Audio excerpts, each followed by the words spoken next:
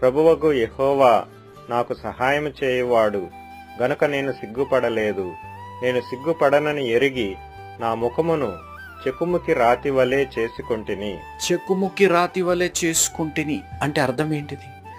The commitment, ఒక దృఢమైన సంకల్పంతో దేవుడి కొరకు జీవిస్తాను అనే ఒక రాతి వలె, చెకుముకి రాతి వలె మనం జీవించాలి. అది ఎంత బలంగా ఉంటుందో దేవుడి కొరకు అంత బలంగా మనం జీవించాలి.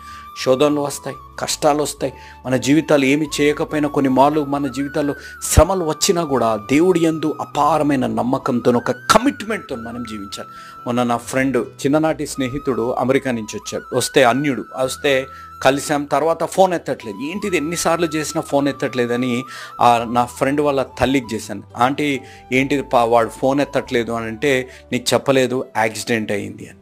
నేను ఎంతో చెప్పాను యాక్సిడెంట్ అయిందంటే. నేను ఒక మాట అన్నాను, ఆంటీ మనం జాగ్రత్తగా ఉన్నాం, మనం జాగ్రత్తగా